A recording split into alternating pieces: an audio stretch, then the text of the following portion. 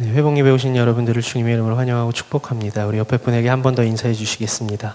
하나님께서 당신과 함께 하십니다. 우리 자신에게도 이야기하죠. 하나님께서 나와 함께 하십니다. 한 번 더 기도하겠습니다. 주님, 이 시간 주의 말씀을 듣고자 합니다. 무익한 종은 감추시고 오직 주님만이 나타나셔서 전하는 자와 듣는 자가 주님의 은혜를 경험하는 시간 되게 하여 주시옵소서. 예수 그리스도의 이름으로 기도드립니다. 아멘. 이야기 하나 하면서 시작하겠습니다. 사랑하는 어머니를 병으로 먼저 떠나보내고 그 슬픔과 외로움을 이기지 못해서 달리는 열차에 자신을 투신한 여인이 있었습니다. 그런데 죽지는 못하고 두 다리가 잘리고 한쪽 팔이 잘리고 남아있는 한쪽 팔도 손가락이 3개밖에 남지 않게 됩니다.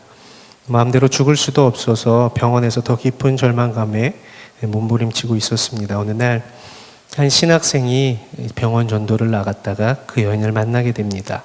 그래서 그녀에게 복음을 전하죠. 그런데 이 여인이 너무나 큰 우울감과 좌절감과 상실감 때문에 그 신학생이 전하는 예수 그리스도와 복음을 받아들이려고 하지 않습니다. 거기엔 흥미 자체가 없었고 이 지옥 같은 세상을 어떻게 하면 빨리 끝낼 수 있을까라는 생각으로 온통 머리가 가득 차 있었습니다. 하지만 그 신학생 청년은 포기하지 않고 그녀를 위해서 계속 기도하고 계속 병원을 찾아 그녀에게 복음을 전했습니다. 점점 그 병실을 방문 횟수가 잦아지면서 그리고 성령님의 일하심으로 자매의 마음이 조금씩 녹기 시작했고 결국 그 정성과 그 사랑에 감동이 되어서 그가 그렇게 믿기를 권유했던 예수 그리스도를 영접하게 됩니다. 퇴원 후에 신앙생활을 같이 하자고 자신이 그 자매의 두 다리가 되어주겠다고 하면서 그 신학생이 청혼을 하게 됩니다. 제가 이 이야기를 어디 가서 했더니 그 자매가 얼마나 예뻤으면 그랬냐고 그렇게 얘기를 하던데 얼굴은 잘 모르겠습니다. 아무튼 그렇게 청혼을 합니다. 근데 자매는 자신의 처지가 이런데 어떻게 내가 당신한테 나의 삶을 맡기고 살아갈 수 있겠습니까? 그 부담감 때문에 우리가 한번 기도해 봅시다 했는데 기도의 응답이 되었을까요? 안 되었을까요? 되었으니까 말씀드리겠죠. 마태복음 18장 19절 말씀을 함께 받고 하나님께서 우리에게 주신 사인이다 생각하고 둘이 결혼을 하게 됩니다. 읽어보신 분이 계신지 모르겠지만 일본에 다하라 요네코라는 사람이 쓴 책 사는 것이 황홀하다의 책에 있는 내용입니다. 두 다리가 없고 한쪽 팔밖에 남지 않아서 남은 한쪽 팔도 손가락 3개밖에 남지 않은 그 여인이 뭐라고 고백합니까? 사는 것이 황홀하다. 여러분 황홀하다라는 단어를 언제 한번 써보신 적이 있으십니까? 사는 것이 황홀하다. 유명한 얘기죠. 책에서 나와 있는 얘기인데 오늘 저녁에 남편이 좋아하는 감자 요리를 하려고 하는데 손가락이 3개밖에 남지 않았으니 이 3개 남은 한 손으로 칼을 쥐고 감자도 쥐고 이렇게 감자를 깎기가 너무 힘들었대요. 깎으려고 하면 감자가 손에서 빠져나가서 떼굴떼굴 구르면서 자신을 놀리는 것 같았습니다. 몇 번을 반복했는데 그 좌절감, 절망감이 밀려오고 깊은 고통에 빠지게 됩니다. 들고 있는 칼을 내리치고 싶은 충동까지 느꼈다고 해요. 가까스로 마음을 다잡고 조용히 기도하기 시작했답니다. 한번 잘 들어보세요. 하나님, 저 같은 인생도 주님의 자녀로 삼아주셨습니다. 그리고 저 같은 것을 결혼할 수 있도록 도와주셨습니다. 저의 가정은 주님께서 선물로 주신 가정입니다. 이제 저의 남편은 곧 식사하러 올 것입니다. 사랑하는 저의 아이들도 허기가 져서 제가 만든 저녁을 먹기 위해 기다리고 있습니다. 그렇지만 저는 저녁 반찬으로 사용할 이 감자를 깎을 수가 없습니다. 주님은 저의 이 연약함이 처량한 상태를 무엇 하나 다 빼놓지 않고 아실 뿐 아니라 오늘까지 저를 인도해 주시지 않았습니까? 아버지, 어떻게든 할 수 있는 방법이 있는 줄 압니다. 방법을 저에게 알려주십시오. 기도를 마치고 마음을 가다듬고 도마 위에 감자를 두고 칼로 내리쳤답니다. 어떻게 됐을까요? 감자가 쪼개지면서 반이 평평한 면이 바닥에 딱 붙으면서 칼로 이렇게 감자 껍질을 깎아서 요리를 했다. 우리가 보면 아무것도 아니죠. 감자 깎는 거 뭐가 어렵습니까? 그런데 이 자매는 그렇게 해서 감자를 깎고 저녁 식사 자리에서 하나님께서 기도를 들어주셨기 때문에 이 저녁 식사를 우리에게 주신 거고, 하나님께서 할 수 있는 방법을 알려주셔서 이 저녁 식사가 단순한 저녁 식사가 아니라 하나님께 드리는 감사의 예배가 자리가 됐으면 좋겠다라고 이야기했답니다. 저 스스로에게 그리고 여러분들에게 이제 여쭙겠습니다. 여러분, 사는 것이 황홀하십니까? 설날에 좋은 거 드셨어요? 사는 것이 황홀하십니까? 무작위로 길거리에 돌아다니는 사람들한테 물었답니다. 요즘에 어떻게 삽니까? 요즘에 어떻게 지내십니까? 그 질문에 소수의 사람만 행복합니다 라고 이야기했대요. 그냥 그렇게 삽니다 라는 대답이 대부분이었고, 어떤 사람들은 죽지 못해 삽니다 그렇게 대답했답니다. 여러분들은 어떤 대답하시겠습니까? 여러분 요즘에 어떻게 지내십니까? 여러분 사는 것이 행복하십니까? 여러분 사는 것이 황홀하십니까? 제가 공동체 사역을 하다 보면 공동체 식구들의 기도 제목을 받게 됩니다. 그리고 그들의 삶을 직간접적으로 듣게 되는데, 기도 제목을 특별히 받아보면 굉장히 힘들고 어려운 상황에 계신 분들이 이 생각 이상으로 많다라는 것을 느낍니다. 비단 경제적인 문제뿐만 아니라 관계의 문제에 있어서, 또 건강의 문제에 있어서 이래저래 걱정을 안고 사시는 분들이 제가 상상하는 것 이상으로 많이 계십니다. 문제가 없고 어려움이 없는 삶이 어디 있겠냐마는 이 삶의 무거운 질고로, 그래서 이 다하라 연애고의 책 제목처럼 사는 것이 황홀하다라고 말할 수 있는 분을 찾는 것이 참 쉽지가 않습니다. 오늘 예배에 오신 여러분도 사는 것이 황홀한 것은 나와는 전혀 상관없는 것처럼 느끼시면서 더 이상 눈물 흘릴 기운도 없어서 신음만 하면서 살고 계신 분들도 계실지 모르겠습니다. 오늘 말씀을 통해서, 우리가 잘 아는 스바냐 3장 17절 말씀을 통해서 저와 여러분이 하나님의 위로를 받는 시간 되기를 원합니다. 저는 개인적으로 위로의 말, 격려의 말을 잘 못합니다. 제 가까운 저희 아내한테 잘 못합니다. 특별히 너무 못합니다. 저희 아내가 상처를 심하게 받을 정도로 못합니다. 그런데 위로 못하는 사람의 말을 듣는 것이 아니라 하나님께서 여러분에게 하시는 오늘 말씀을 들으실 수 있길 주님의 이름으로 축복합니다. 오늘 본문 말씀이 있는 이 스바냐서는 사실 우리가 읽은 본문 3장 17절 말씀과 같이 밝은 책은 아닙니다. 다시 한번 스바냐 3장 17절 읽어보도록 하겠습니다. 시작. 너의 하나님 여호와가 그는 구원을 베푸실 전능자이시라. 그가 너로 말미암아 기쁨을 이기지 못하시며 너를 잠잠히 사랑하시며 너로 말미암아 즐거이 부르며 기뻐하시리라 하리라. 아멘. 이 말씀, 스바냐서 하면 딱 떠오르는 말씀이 이 말씀이에요. 그런데 앞뒤 1장부터 쭉 읽다 보면 이 스바냐서에 이 스바냐 3장 17절 말씀이 있나라는 생각이 들 정도로 굉장히 어두운 책이 스바냐서입니다. 이 스바냐서에서 가장 중요한 신학적 주제는 한마디로 여호와의 날, 심판의 날입니다. 그것이 주제입니다. 총 3장으로 구성된 비교적 짧은 선지서인데, 이 스바냐는 하나님의 심판이 유다와 예루살렘에 임할 것이고 뿐만 아니라 유다를 중심으로 동서남북에 위치한 모든 나라들이 하나님의 심판을 받을 것이다 라는 무서운 예언이 기록된 책이 바로 이 스바냐서입니다. 스바냐 선지자가 활동하던 무렵에 유다 왕국은 그 우상 숭배가 극에 달았습니다. 유대 최악의 왕 하면 생각나는 왕이 있으세요? 므낫세 왕입니다.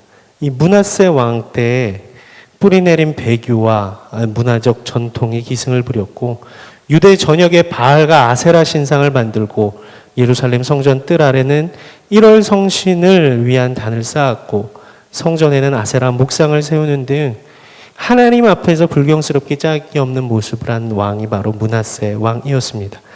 여기에 뿌리가 박힌 유대가 망해가고 있는 시기에 이 스바냐서가 쓰여진 거죠. 이 극악한 사회적 분위기에 하나님께서는 스바냐를 통해서 예언을 하게 하시는데, 이 여호와의 날, 심판의 날에 있을 무서운 하나님의 심판들에 대한 기록이 이 스바냐서의 내용입니다. 스바냐서 1장 2절, 14절, 15절 찾아보면 내용이 그래요. 내가 땅 위에서 모든 것을 진멸하리라. 또는 그날은 분노의 날이요 환난과 고통의 날이요 황폐와 패망의 날이요 캄캄하고 어두운 날이요 구름과 흑암의 날이다 라는 내용들이 스바냐서 전체에 있지, 스바냐서 3장 17절 오늘 읽은 말씀과 같은 말씀을 찾아보기가 참 어려운 책이 스바냐서입니다. 그런데 이 여호와의 날, 심판의 날은 하나님을 떠나서 우상 숭배를 하고 불의를 행하는 모든 사람들에게는 무섭고 두려운 날이지만 동시에 하나님의 구원의 은총이 베풀어지는 날이기도 합니다. 어떤 사람들에게는 심판의 날, 절망의 날, 죽음의 날이겠지만 어떤 사람들에게는 하나님의 은혜의 날, 은총의 날이다라는 거죠. 유대와 예루살렘에 베푸실 하나님의 구원에 대한 말씀, 이렇게 1장, 2장, 3장의 내용 중에 특별히 구원에 대한 하나님의 은총에 대한 메시지가 나오는 게 바로 3장 17절 말씀입니다. 너의 하나님 여호와가 너의 가운데에 계시니 그는 구원을 베푸실 전능자이시라. 그가 너로 말미암아 기쁨을 이기지 못하시며 너를 잠잠히 사랑하시며 너로 말미암아 즐거이 부르며 기뻐하시리라. 이 말씀입니다. 이 스바냐서가 기록된 당시의 상황이 지금 우리가 살고 있는 상황과 참 많이 닮아 있음을 보게 됩니다. 하나님이 아닌 다른 어떤 것을 하나님으로 삼고 사는 사람들도 있고, 그래서 그의 종말이 여호와 하나님의 상상할 수 없는 무서운 심판을 받게 될 사람이 있는 반대로 끝까지 그럼에도 불구하고 힘들고 어려워서 낙심하고 주저앉아 하나님 아닌 다른 것을 의지하려고 하고 싶은 마음이 불쑥불쑥 튀어나옴에도 불구하고 끝까지 하나님 의지하고 사는 사람에게는 하나님의 구원의 은총이 임해지는 시대가 바로 스바냐의 시대와 비슷한 요즘이라고 봅니다. 앞에서 말씀드린 이 요네코가 사는 것을 황홀하다라고 이야기할 수 있었던 이유는 바로 관계 때문일 것입니다. 두 관계.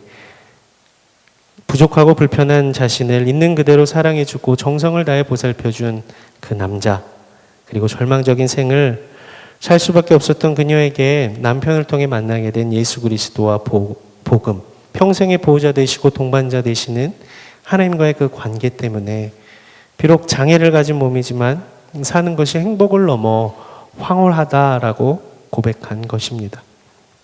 관계 때문에, 특별히 하나님과의 관계, 하나님의 외아들 독생자 예수를 주인으로 모신 사람은 하나님과의 특별한 관계가 형성됩니다. 저와 여러분 하나님을 뭐라고 부르지요? 아버지라고 부릅니다. 하나님 아버지라고 불러요. 언제? 우리가 예수 그리스도를 주인으로 모실 때. 오늘 본문 앞부분이 그래요. 너의 하나님 여호와가 너의 가운데에 계시다. 너의 하나님 여호와가 너의 가운데에 계시니. 이 삶의 중심에, 마음의 중심에 하나님을 모신 사람은 하나님을 아버지로 부를 수 있는 자녀라는 특권이 주어지게 된다라는 겁니다. 믿음으로 주의 이름을 부르고 하나님을 주인으로 모시고 사는 저와 여러분은 하나님의 자녀라는 거죠. 즉 하나님의 백성, 하나님의 자녀, 하나님께 속한 사람들이다라는 겁니다. 하나님을 신뢰하고 하나님의 보호하심을 의지함으로 하나님을 아버지라 부르는 자녀된 자들에게만 허락되는 하나님의 은총이 바로 스바냐 3장 17절의 말씀이다라는 겁니다. 스바냐 3장 17절 말씀 한 번 더 읽겠습니다. 오늘 이거 외워가시면 좋을 것 같아요. 한 번 더 같이 읽겠습니다. 시작. 너의 하나님 여호와가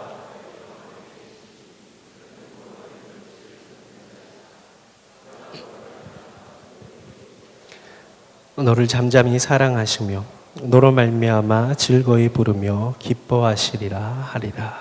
아멘. 그런데 그래요, 우리 자신을 볼 때 도무지 하나님의 사랑을 받을 것이 없는 사람처럼 보입니다.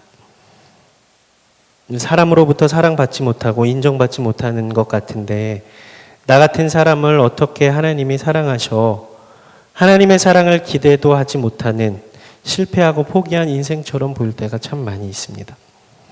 내세울 만한 것도 없고 자랑할 만한 것도 없습니다. 하나님께 잘하지도 못했고 하나님께서 원하시는 대로 살지도 못했던 것 같습니다. 날마다 실패하여 세상에 눌려 살고 삶의 이 무거운 짐이 한가득 있어서 쩔쩔매며 사는, 하루살이처럼 사는 우리의 인생, 우리의 자신을 볼 때 하나님의 놀라운 은혜의 말씀, 하나님이 나 때문에 기쁘시다라는 그 말씀, 하나님이 나를 잠잠히 사랑하시고 계시다라는 그 말씀은 나와는 상관이 없는, 교회에서 열심히 봉사하고 하나님께 더욱더 가까이 나아가려고 하는 사람에게만 해당되는 말씀처럼 보입니다. 그래서 더 고독해지고 더 우울해집니다. 왜요? 나는 하나님께 사랑받을 존재가 아니라고 여기기 때문에. 단정 짓습니다. 나는 사람한테도 인정받지 못하는데, 사람에게도 인정받지 못하는데 하나님이 나를 사랑하셔? 하나님이 나를 인정하신다고? 아닐 거야. 그래서 우울해지죠. 고독해집니다. 하나님이 기뻐하실 일을 도무지 나에게서 찾을 수가 없다고 생각하기 때문에 어깨가 축 늘어지고 기운도 없습니다. 그런데 그것은 우리가 우리의 정체성을 잊고 살기 때문에 그렇죠. 우리가 누구인지, 내가 하나님 안에서 누구인지, 하나님께서 나를 어떻게 생각하시는지, 하나님께서 나를 어떻게 바라보고 계시고 나를 무엇이라 부르시는지 잊고 살기 때문에 그렇다는, 우리는 기억 상실증이라 그러나요? 기억을 잃고 사는 사람들 같아요. 구원의 감격도 잃고 사는 것 같고, 하나님이 우리 아버지인 것도 잃고 사는 것 같고, 가끔 생각하죠. 밥 먹을 때 하나님 아버지 잘 먹겠습니다. 그럴 때만 아버지인 것 같아요. 그 외에는 하나님이 우리 아버지인가? 아니, 옆에 있는 사람 아버지 같아. 그렇게 느낄 때가 참 많이 있죠. 그런데 사람들은 대부분 무엇 때문에 사랑을 합니다. 그런데 하나님은 그게 아니시죠. 사람들은 복잡한 이유를 가지고 조건에 따라 사랑합니다.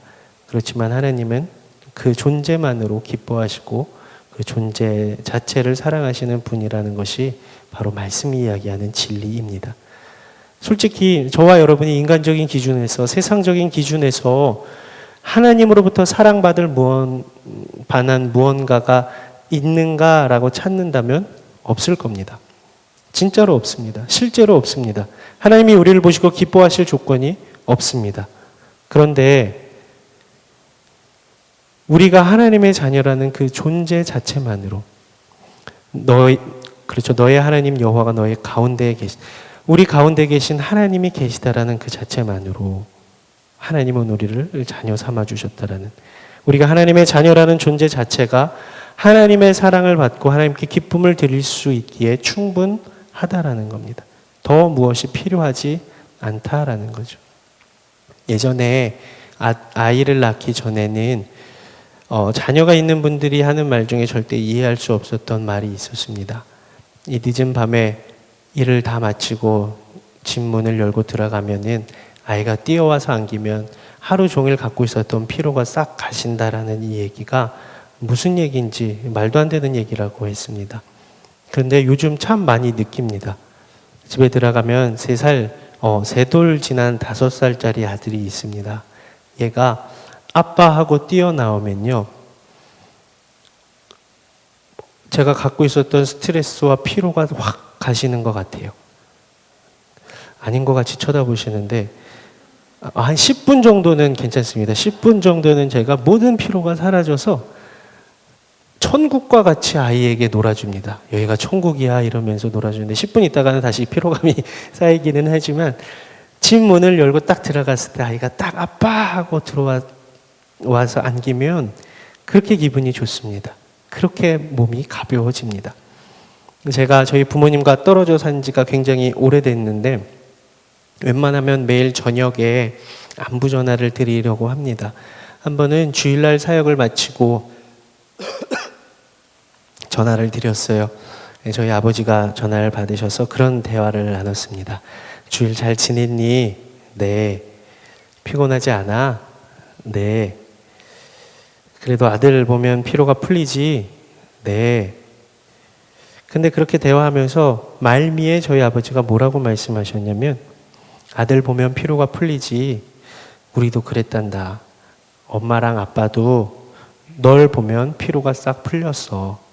뒤에 각주를 다시더라고요. 어릴 때, 과거에 애기였을 때 널 보면 피로가 풀렸어. 이렇게 말씀을 하시는. 근데 그게 참 마음에 오랫동안 감동이 되고 여운으로 남았습니다. 왜냐하면 하나님이 저한테 그렇게 말씀하시는 것 같았거든요. 그런 말도 안 되는 상상을 했어요. 그날 밤에 주일날 여기저기서 많은 사람들이 예배드리고 많은 사람들이 기도하고 하는데 하나님이 얼마나, 말도 안 되는 상상입니다. 하나님이 얼마나 피곤하셨을까? 하나님이 얼마나 힘드셨을까? 그런데 하나님이 그렇게 말씀하시는 것 같아요. 나도 너를 보면 피로가 풀려. 네가 나한테 와서 안기면 나는 피로가 풀려. 꼭 이렇게 말씀하시는 것 같아서 제 마음이 참 감동이 됐습니다. 하나님이 독생자 외아들을 보내셔서 십자가에 달리게 하심으로 죄의 자녀, 진노의 자녀인 우리를 당신의 자녀로 삼아주셨기 때문에 하나님의 자녀라는 단 한 가지 이유만으로 우리는 하나님을 기쁘시게 할 수 있는 사람이 되었다라는 겁니다. 보시고 흐뭇해 하시는 사람, 세상에서는 이리 치이고 저리 치이고 그래서 망가지고 고장이 나서 내세울 것도 없고 자랑할 것도 없는 초라한 모습이지만 단 한 가지, 하나님의 자녀라는 그것 하나만으로 우리는 하나님의 사랑받을 만한 충분한 자격을 갖춘 사람들이라는 말입니다. 하나님의 자녀된 저와 여러분에게 하시는 하나님의 고백이 그래요. 우리 다시 한 번만 스바야 3장 17절 읽도록 하겠습니다. 시작. 너의 하나님 여호와가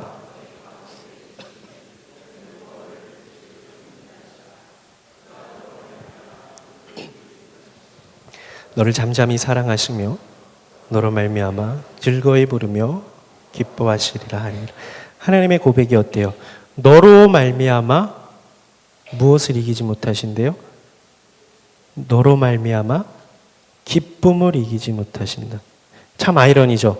하나님을 우리가 예배할 때 어떻게 해요? 하나님은 오늘도 찬양했습니다. 따다다다다다다다 뭐라 그래요? 제가 음을 잘못 잡았나요? 전능하신 나의 주와 전능하신 나의 하나님, 전능하신 나의 주라고 고백하죠. 전능하다는 게 뭡니까? 패배하지 않으신다는 겁니다. 늘 승리하신다라는 말입니다. 패배시킬 수 있는 것이 그 어떤 것도 없다라는 거예요. 그런데 하나님이 뭐라고 고백하세요? 너로 말미암아 기쁨을 이기지 못하신대요. 전능하신 하나님, 패배하지 아니하시는 하나님, 이길 수 없는 것이 하나도 없는 하나님이 우리로 인한 기쁨을 이기지 못할 만큼 행복해 하신다. 그만큼 우리 때문에 황홀해 하신다라는 것. 패배치 않으시는 분이시고 항상 승리하시는 분이신데 이기지 못하시는 한 가지가 있다는 거예요. 바로 자녀된 우리로 인한 기쁨. 저와 여러분을 보시며 기뻐하시는 그 기쁨을 이기지 못하셔서 떼굴떼굴 구르시는 거예요. 너무 행복하셔서, 너무 기쁘셔서. 왜요? 저와 여러분을 바라보는 것만으로도, 저와 여러분이 하나님 앞에서 있다라는 것만으로도 하나님은 그 기쁨을 이기지 못하신다라고 쑥스럽게 우리한테 고백하고 계시는 거예요. 너로 말미암아 내가 기쁨을 이기지 못해. 너로 말미암아 내가 기쁨을 이기지 못해. 옆 사람이 아니라 바로 여러분을 보시면서 하나님이 말씀하시는 거예요. 너로 말미암아 내가 기쁨을 이기지 못한다. 예수를 주로 믿고 하나님을 주인으로 모시고 하나님을 아버지라 부르는 우리를 바라보시며 느끼시는 감정이 기쁘다 정도가 아니라 그 기쁨을 주체할 수 없다. 기쁨을 이기지 못할 정도로 감격스러워 하신다라는 겁니다. 기쁨을 이기지 못하는 감격. 저와 여러분이 하나님께 그 감격을 드리고 있다라는 거예요. 저와 여러분의 존재 자체만으로 하나님께 우리가 그 감격을 드리고 있는 거예요. 얼마나 큰 선물입니까? 그런데 아십니까? 오히려 우리가 더 큰 감격을 해야 한다는 것을 아십니까? 앞에서 말씀드렸던 것처럼 사랑받을 만한 이유 하나 없이 그저 자녀라는 사실 하나만으로 하나님께서 기쁨을 이기지 못하신다고 우리 귓가에 저와 여러분 각자에게 말씀해 주시는 것이 오히려 우리에게 더 큰 감격과 감동이 된다는 사실. 이 감격과 감동이 여러분의 감격이 되시길 주님의 이름으로 축복합니다. 이 감격이 있어야 우리는 이 땅에서 살아갈 힘이 생기는 겁니다. 기쁨의 능력이 생기는 겁니다. 누가복음 15장에 나오는 탕자의 비유처럼 받을 분깃을 미리 받아서 타지에서 허랑방탕하게 살다 헐벗고 굶주려 돌아왔을지라도 아들의 그 어떤 행위에도 영향을 받지 않고 아들의 실패에도 영향을 받지 않고 재산 다 탕진하고 왔음에도 불구하고 그저 아들이기 때문에 그저 자녀이기 때문에 무조건적으로 수용하고 이해하고 돌보는 그 모습이 바로 우리로 인해 기뻐하시는 하나님 아버지의 모습이다라는 겁니다. 누가복음 15장에 나오는 탕자의 비유는 비유로 끝나는 것이 아니라 저와 여러분을 보시며 하나님께서 기다리고 반기고 맞아주신다라는 메시지라는 거예요. 그가 너로 말미암아 기쁨을 이기지 못하시며 너를 잠잠히 사랑하시며 너로 말미암아 즐거이 부르며 기뻐하신다. 하나님이 콧노래 부르시는 거예요. 하나님이 노래를 부르시는 거예요. 즐거워서요. 바꿔 말하면 그 말이죠. 얘야, 고맙다. 나에게 기쁨과 즐거움을 안겨줘서 너무 고맙다. 너가 내 딸이어서, 너가 내 아들이어서 그냥 그걸로 고맙다. 그런 진심 가득한 사랑의 고백을 저와 여러분에게 하고 계신 말씀입니다. 2008년 2월에 무슨 일이 있었는지 혹시 기억하시는 분 계시다라고 생각하면 제 기대가 너무 큰 거겠죠. 어저께 일도 기억이 안 나는데요. 2008년 2월 10일 날 70대 노인에 의해서 대한민국 국보 1호인 숭례문이 불탔었습니다. 기억하시나요? 이렇게 말씀드리면 기억은 하셔야죠. 불이 홀라당 다 탔습니다. 많은 국민들이 아쉬워했고 뉴스에도 굉장히 많이 나왔습니다. 5년 2개월 정도가 걸려서 많은 인원과 많은 비용을 들여서 숭례문을 복구하고 시민들에게 공개를 했습니다. 그에 따라서 지금에 와서는 이런저런 얘기들이 많이 있어요. 뭐 잘못했다 뭐 이런 얘기들도 있는데 그때 봤었던 뉴스의 타이틀 제가 이게 마음에 감동이 돼서 적어놨는데 타이틀에 그렇게 돼 있었어요. 숭례문 복원 국보로서 가치 변함없어. 다 타버리고 새로 지어졌지만 숭례문 복원 국보로서의 그 가치가 변함이 없다. 화재로 인해서 많은 부분이 타고 그을렸지만 그래도 국보로서의 가치에는 변함이 없다는 것이 마치 하나님이 보시는 자녀된 우리가 아닌 생각을 하게 되었습니다. 이런저런 환경의 문제와 어려움으로 우리의 모습이 상하고 다치고 찢어지고 부러지고 세상의 화염에 의해 그을려졌지만 하나님의 자녀로서의 가치에는 무엇이 없다고요? 변함이 없다라고 그렇게 말씀하시는 것 같았습니다. 그것이 자녀의 특권입니다. 자녀만이 가질 수 있는 특권. 자녀에게만 주어진 아주 특별한 특권이죠. 한 번은 저희 아들 친구가 그 엄마 아빠가 뭘 한다 그래서 저희 집에 아이를 맡겨놓은 적이 있어요. 여자아이였는데 우리 아들이 친구가 왔는데 자기 장난감을 막 만지고 노는 게 싫었나 봐요. 그래서 계속 뺏었어요. 갖고 놀지 말라고. 그러니까 여자애도 울고 우리 아들도 막 계속 뺏으려고 그러고 우리 아내는 얘 친구한테 미안하니까 계속 우리 아들을 나무라면서 빨리 빌려줘라 그러는 거예요. 그러니까 애가 꾹 참다가 저한테 이렇게 쪼르르 오더니 막 흐느껴 울기 시작하는 거예요. 엄마한테 혼났다 이거죠. 막 울어요. 막 흐느껴 울어요. 그러면서 그렇게 얘기하더라고요. 엄마가 날 사랑하지 않는 것 같아. 아빠 난 떠날 거야 이러는 거예요. 자기한테만 양보하라 그러고 친구 편만 들어주니까 속이 상했었던 모양이더라고요. 안겨서 한참을 흐느껴 울고 울음이 그칠 때쯤 그렇게 이야기했습니다. 성아야, 아빠는 이 세상의 어떤 다른 아이보다 우리 성아를 사랑해. 왜냐하면 성아는 우리 아들이니까. 심술을 부리고 때를 쓰고 말을 안 들어도 아빠는 성아를 너무 사랑해. 아빠 아들이니까. 그런데 그거 알아? 엄마도 그럴 거야. 엄마도 너를 너 친구보다 훨씬 더 비교할 수 없을 정도로 너를 사랑해. 왜냐하면 너는 엄마 아들이니까. 그거 잊지 마 라고 얘기를 해줬어요.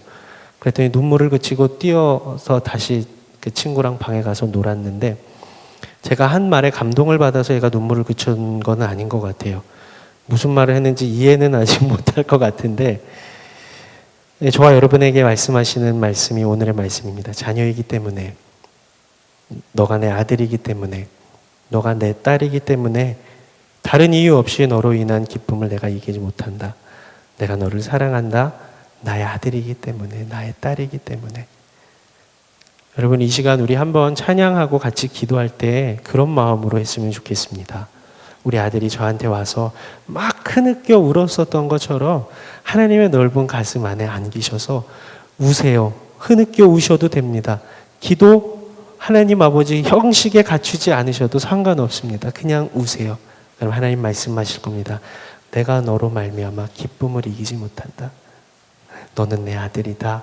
너는 내 딸이다. 인생에 많은 화염이 있어도 그것 때문에 그을리고 상처받고 무너지고 처절하게 자빠져도 너는 내 자녀로서의 가치에는 변함이 없어. 네가 무엇 잘해서? 아니. 네가 뭐 잘나서? 아니. 네가 뭐 돈이 많아서? 아니. 네가 뭐 잘나서? 아니야. 그냥 네가 내 아들이어서 그래. 그냥 네가 내 딸이어서 그래. 너로 말미암아 내가 기쁨을 이기지 못해. 그 말씀하시는 하나님의 음성을 들으셨으면 좋겠습니다.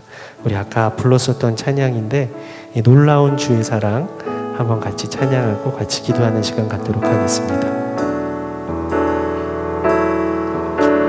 주 사랑 놀라운 그 사랑 나를 위한 그의 십자가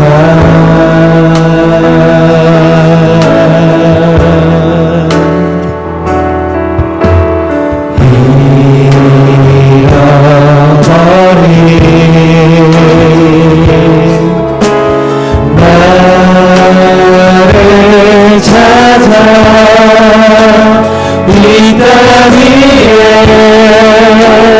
오신 나의 예수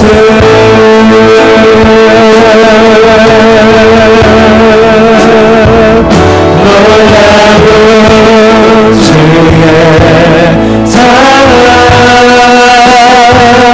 내 맘에 가득 넘치네 그 사랑 나를 새롭게 해 놀라운 주의 사랑 주 사랑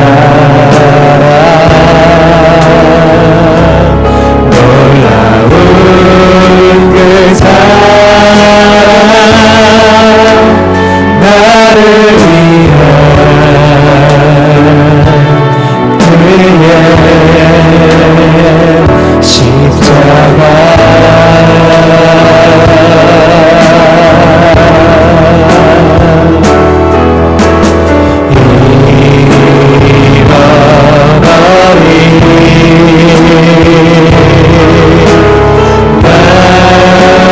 나를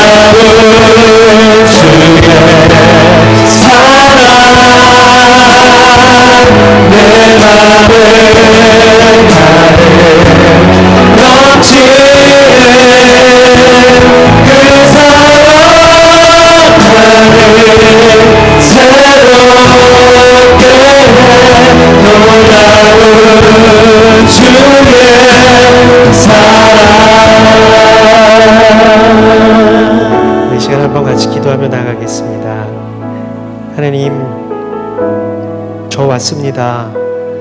아버지 하나님, 저 있는 모습 그대로 주 앞에 섭니다.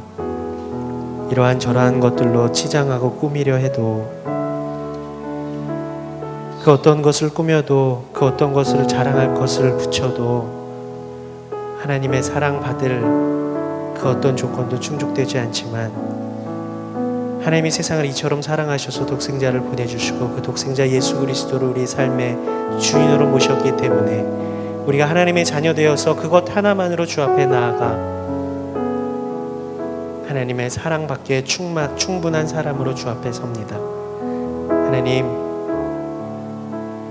세상에 참 많은 문제들로, 관계의 어려움 때문에, 사람 때문에 상처받고 쓰러지고 넘어져서 그 어떤 사람도 나를 수용해 주지 않을 것 같고, 그 어떤 사람도 나를 품어주지 않을 것 같고, 그 어떤 사람도 뜨거운 가슴으로 나를 안아주지 않지만, 자녀이기 때문에 그 존재 자체만으로 나를 보시고 기뻐하신다고, 아니 그 기쁨을 이기지 못하신다고 말씀하신 하나님 품에 이 시간 우리가 안깁니다. 하나님, 우리를 싸매 주시고 말씀해 주십시오. 내가 너로 말미암아 기쁨을 이기지 못한다. 들려주십시오. 내가 너로 말미암아 기쁨을 이기지 못한다. 내가 너 때문에 너무 행복하다. 너 아니었으면 어쩔 뻔했니? 네가 있어서 난 너무 살맛난다. 너 때문에 내가 너무 행복해. 너 때문에 내가 기뻐. 말씀하여 주시는 하나님의 그 고백이 우리 인생을 사는데 큰 힘이 되게 하여 주시옵소서. 이 시간 한번 같이 기도하며 나아가도록 하겠습니다. 하신 아버지 하나님, 어떤 것들 주 앞에 내세워주시옵소서. 주의 사랑 주 앞에 내가 주 앞에 나를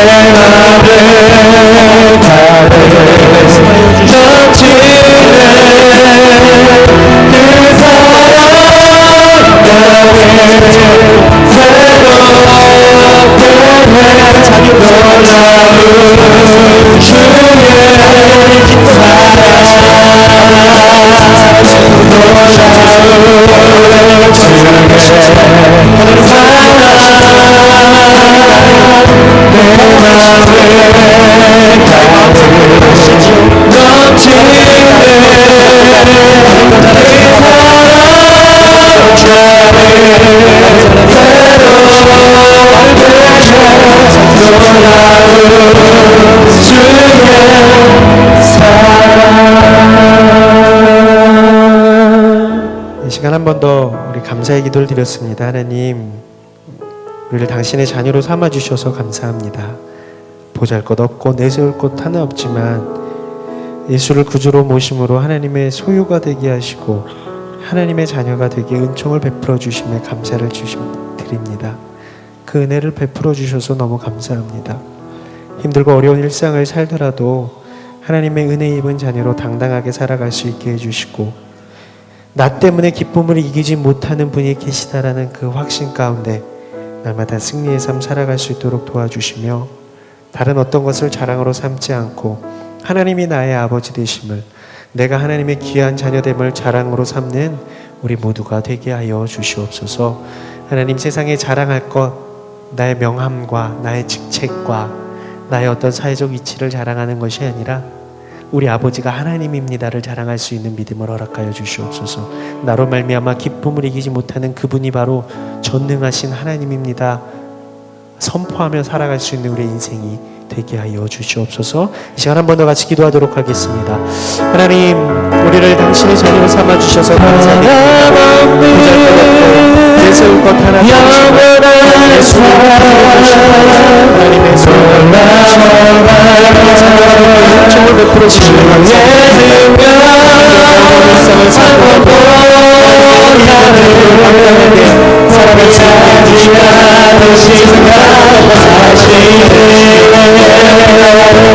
사랑을 주시옵소서. 하나님을 아버지로 믿음의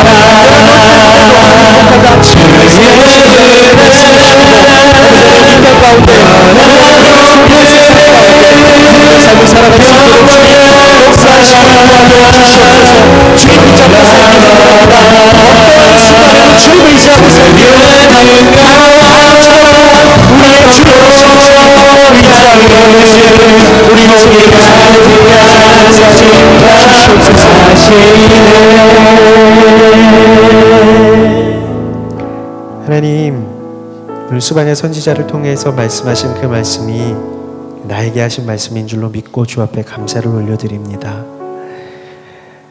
나로 말미암아 기쁨을 이기지 못하시며 나를 바라보시며 너무 행복해서 떼굴떼굴 그러시며 배를 잡고 웃고 계시며 너무 행복한 나머지 노래하지 않으시면 안 될 정도로 흥얼거리시며 나를 바라보며 즐거이 부르고 계시다라는 하나님이 나의 아버지 되어주심이 감사를 드립니다. 하나님, 이 세상 가운데 살아갈 때에 하나님이 나의 아버지임을 자랑하는 사람 되게 하여 주시옵소서.